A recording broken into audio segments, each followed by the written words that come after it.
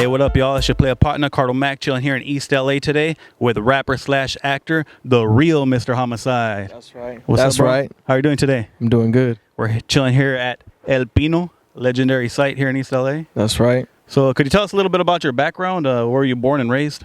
I was born in Riverside on a military base, raised in Fontana, but we're right here in my second home. You know what I mean? All my family's from here, homies.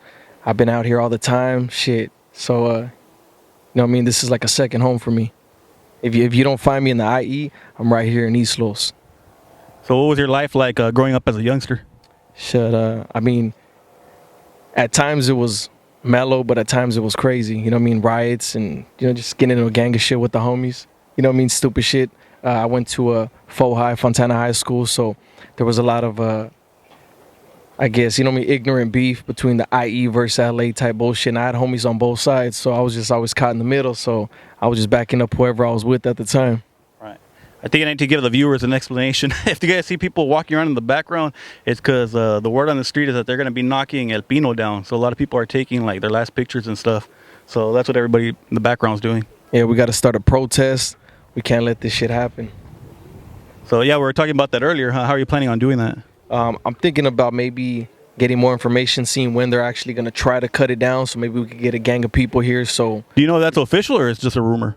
I mean, as of right now, I heard it's official. So hopefully it's not, man. Hopefully, you know what I mean? Because this is like a part of East Los right here. You know, you see this tree, you know you're home. So as a youngster, who were some of your musical influences? Shit, even to this day, man, just old school shit. But as far as Chicano rap, you know, definitely Toker from Brownside. Rest in peace. You know what I mean? Homies like Little Rob, people that were putting on for us and just putting it down. And, you know what I mean? Was that your main genre of music? Chicano rap? Definitely. What I like about Chicano rap back then, I don't know about now, but it was real. We speak real shit, not like the mainstream. If we say we did something, we actually did it. You know what I mean? You could check us up, check our background.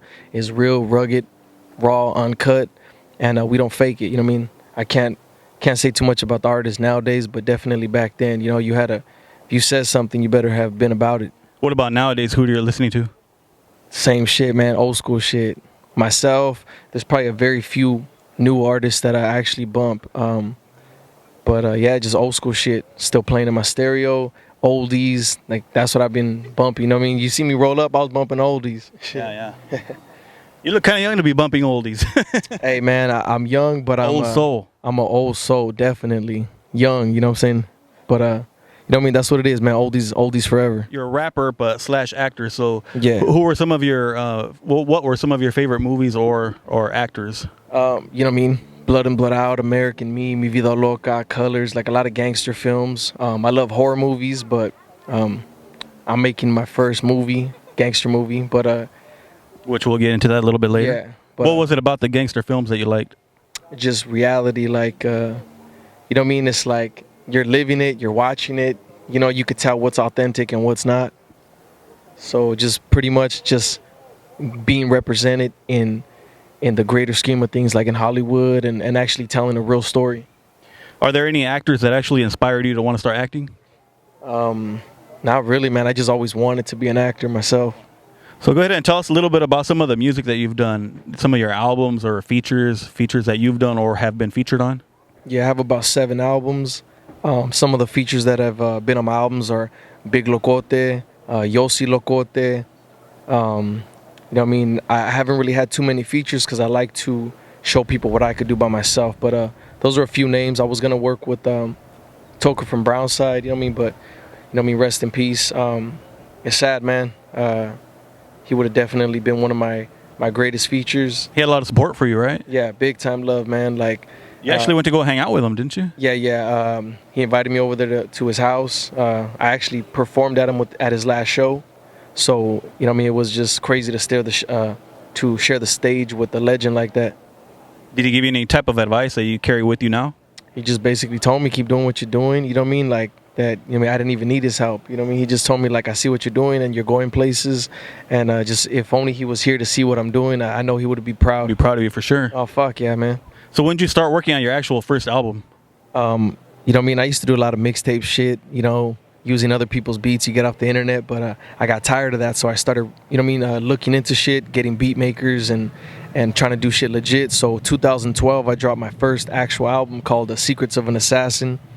And then just from there, it just snowballed. And then after, I think it was my fourth album, I was able to just live off my music. And that's what I've been doing for years now, thanks to the fans and the supporters. And I'm not rich, but I don't got to work a fucking job, a 9 to 5. I don't have to answer to nobody. So it's all thanks to you guys, man. I really appreciate it. And it just is humbling. And nowadays, that's rare that you're actually able to live off of your music. Yeah. Fuck yeah. It's super rare because the internet killed the music game, because instead of buying your shit, they'll go play it for free on YouTube or stream it, and that sucks for the artist. So we got to find different ways to make money, like merchandise. And I'm glad that there's other things like YouTube. I make money off YouTube. Like the fans could support me in a lot of different ways. As far as your name, The Real Mr. Homicide, is that what you go by, or just Mr. Homicide? It's The Real Mr. Homicide. Is there a fake Mr. Homicide out there? Nah, there's not. It's just the story behind that was and how I got my name was somebody gave me the name T Money, but then somebody ended up becoming, I guess, or having that name T Money, so I had to change it. I was a hustler, so I changed it to Mr. Money, and then somebody else copyrighted that name too. So I was like, man, fuck it. So you actually went that far to check if they copyrighted the name? Yeah. I wanted to make sure shit was legit. So just going through crazy shit with the homies. One day, my homie just told me, you know what? After can't say too much detail, but, we got in a little shootout, and they basically told me, hey, dog, we're going to call you Mr. Homicide. It goes better with the music anyway and your style. And I was like, Mr. Homicide. And I was like, I'm going to call it The Real Mr. Homicide. It goes? So if somebody in the future got that name, Mr. Homicide, fuck it. They could have it because I'm the real Mr. Homicide. But luckily, nobody has ever got that name. So, I'm the only Mr. Homicide. So nowadays, I don't really have to say the full name because they already know it's the real. Yeah.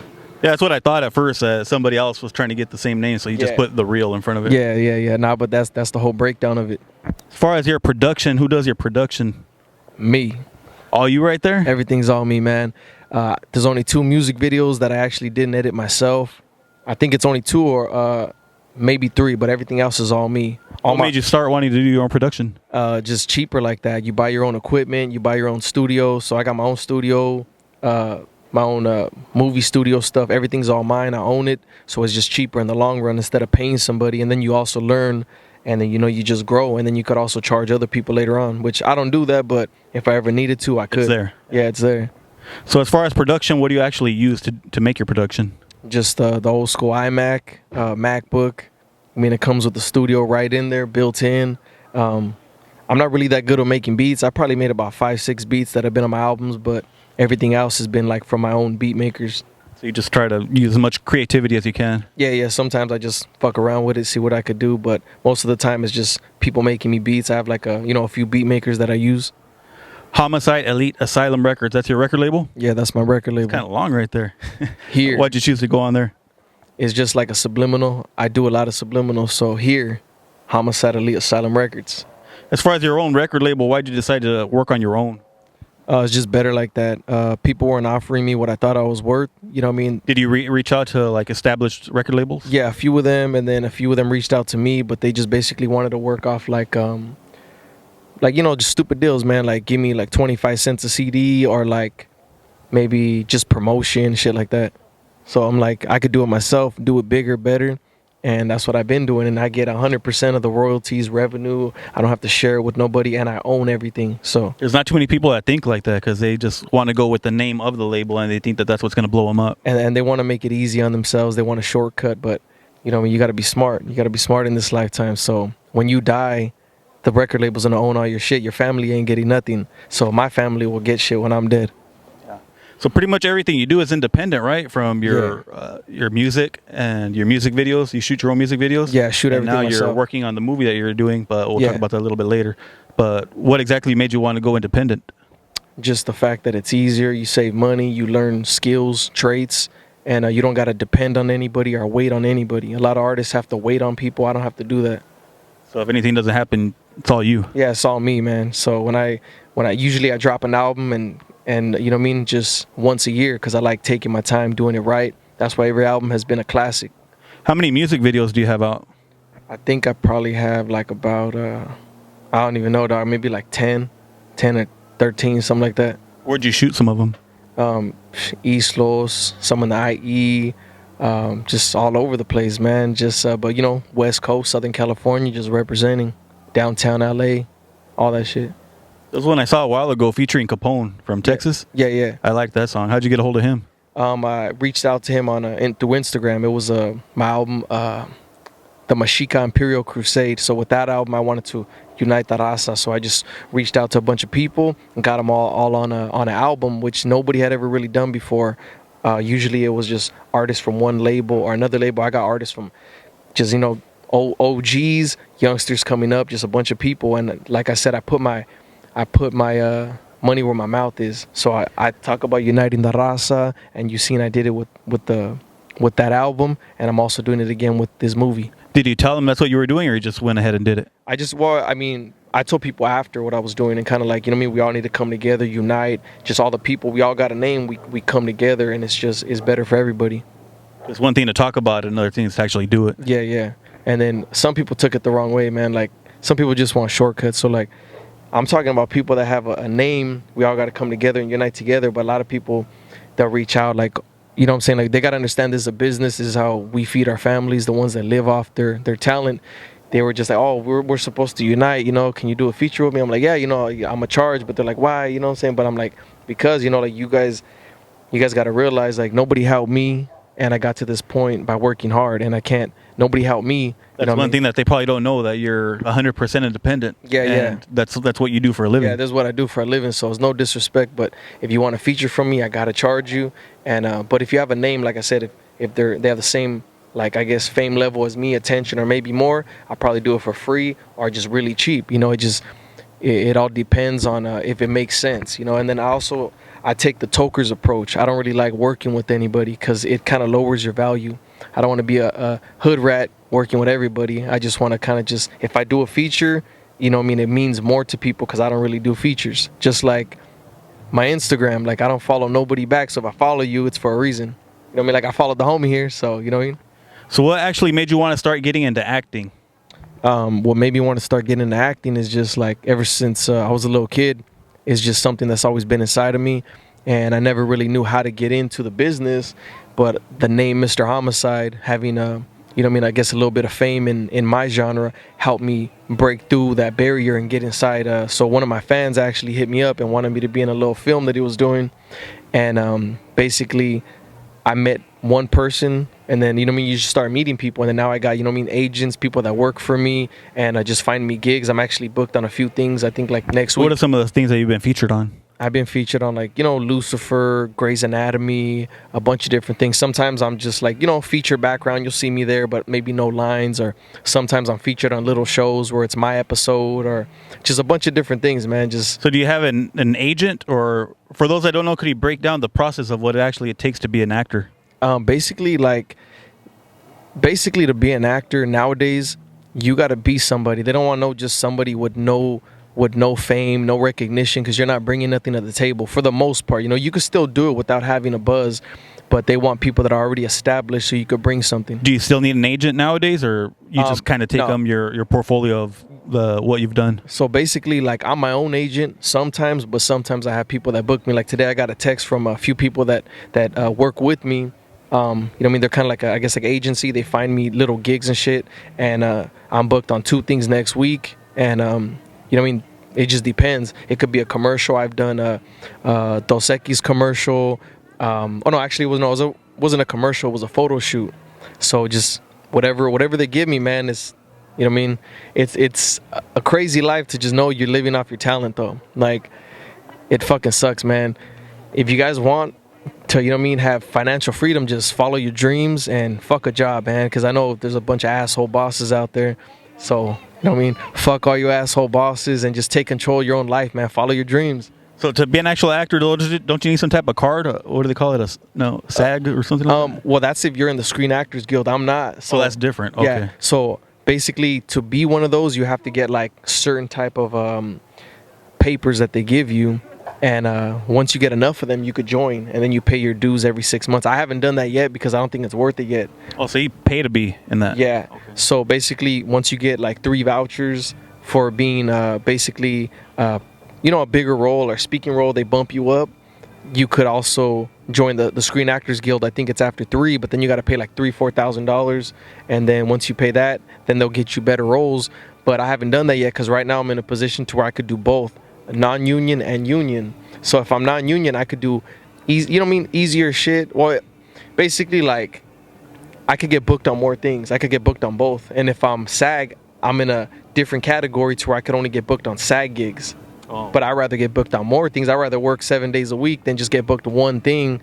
You know what I mean? Just, it don't make sense. You're limiting yourself to just that one where you could do multiple. Right. And then once I'm a bigger actor, then I'll probably do that. Because then I wouldn't want any background roles or anything like that. Because right now I just take whatever they give me. Sometimes, but that should be a bigger pay then, right? Right. So sometimes it depends though. Sometimes the pay is only a little bit more. You know what I mean? You could still be background even if you're SAG.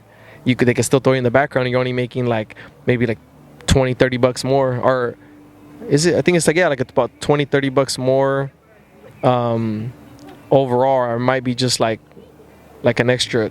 I don't even know, dog, to be honest. I know it's not that much because I have a couple friends, and it's just basically like I don't know. I don't think it's worth it. Like, it's just a little bit more. Like, let's say I make $500 for the day, they maybe make $700 for the day, but we did the same exact thing, but they got to pay their union dues. So I don't have to pay. So, and then union dues, it depends how much you work. So if you work a lot, they're gonna charge you a lot. So it could still be worth like I said, right when you join, you got to pay like 4 G's just to get in. So currently you're working on your own independent film, right? Yeah. What's the name of the movie? It's called A Higher Power. And could you tell us a little bit about what it's about? Basically, it's a real life story. You know what I mean? Based on real events. It's gonna be dope, man. It's just a raza style movie. A bunch of the raza is gonna be inside of it. I got people. I mean, I don't want to say anything too much yet, but let's just say people from a lot of big movies. You know, a lot of big legendary movies like Blood and Blood Out, Mi Vida Loca, Colors. You know what I mean? American Me, all that shit. The name A Higher Power. Why'd you decide to go with that? Because a higher power is like I said, it could be subliminal. So when I say that, it's like it could be anything. It could be spiritual higher power in many different ways. So, and then also my character in the film is reaching a higher power in the film. You know what I mean? I'm coming kind of like from nothing to just having it all. And the twist on this gangster movie is based in the 90s.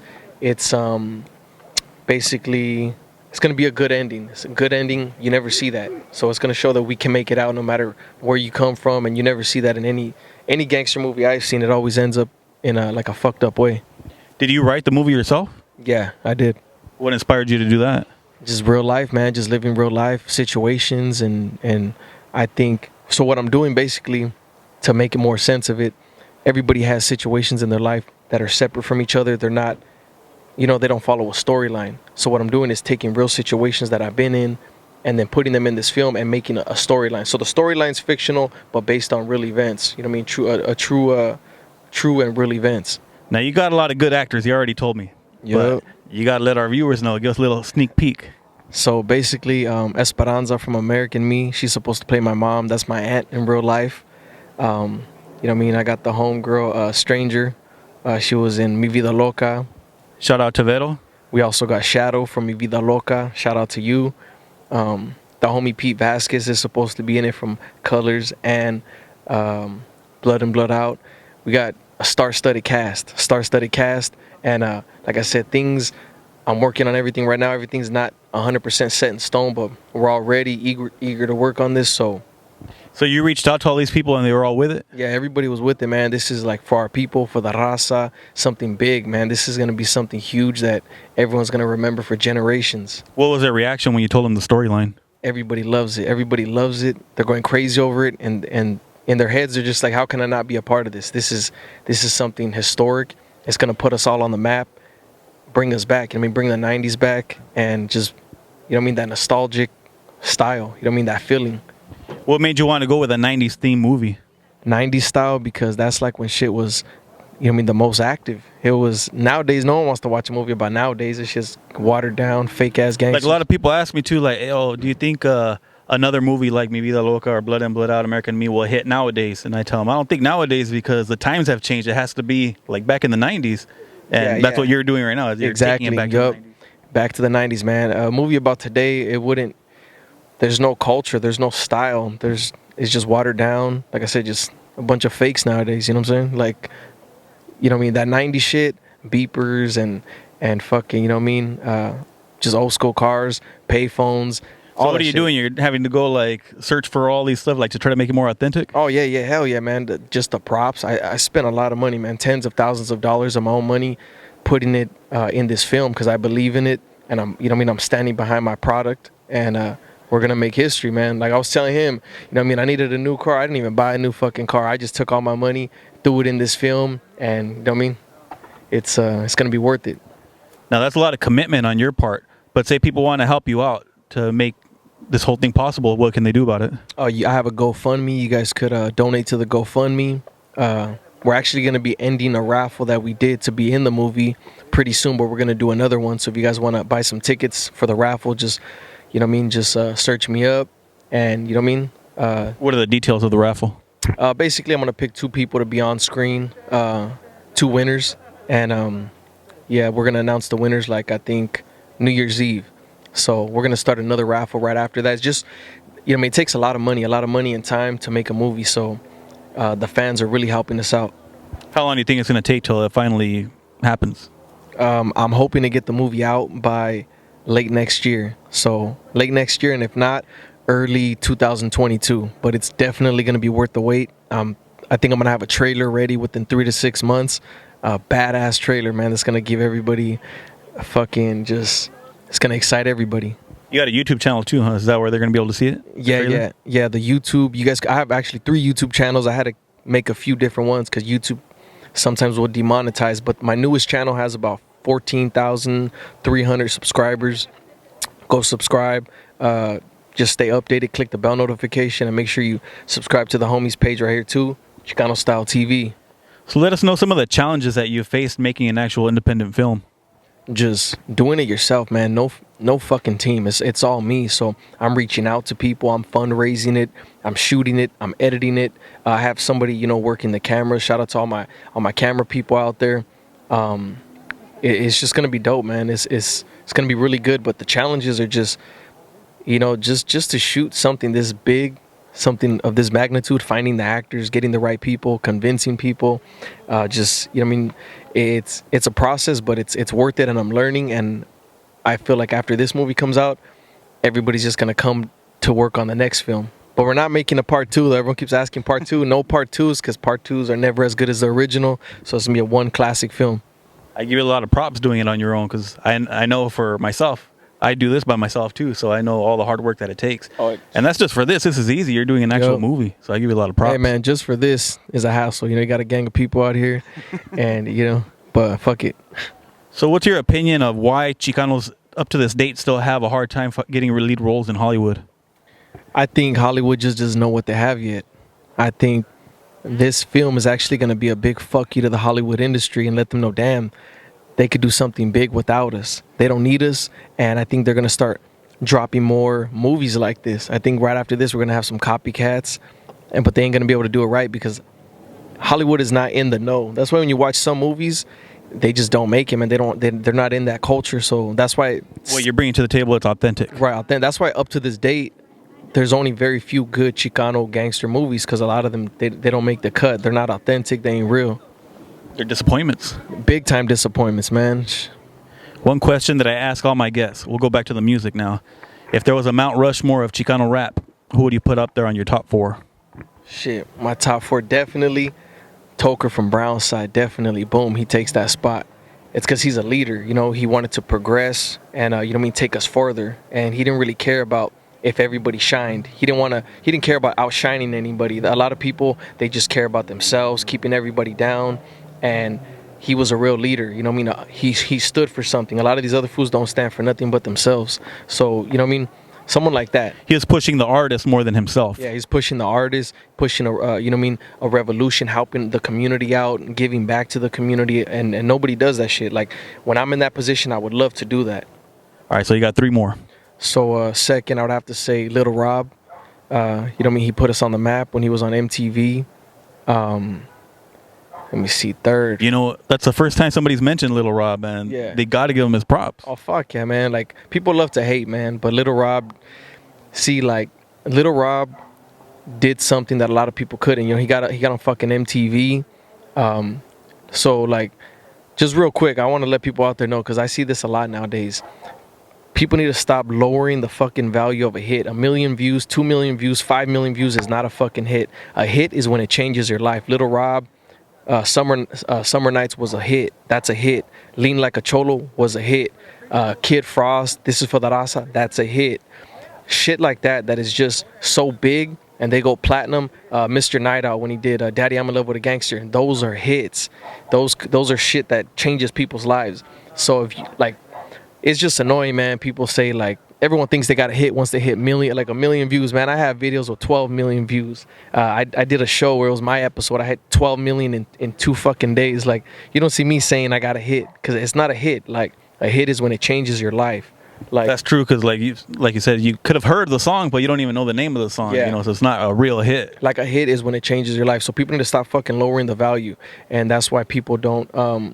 I guess like we're just lowering our value, man, like too much. And I think everybody wants to feel like important, so they just think, oh, I hit 500,000, 1 million, 2 million. Like, that's not a hit, dog. Like, sorry to tell you, I don't have a hit. A lot of people out there don't have hits. Like, a hit to me is when you make something and it just changes the culture, changes like it just makes such an impact that there's no way not to hear that shit. It's all over the radio, it's all over the TV. Little Rob, MTV, like people that really put on for us, that's a hit.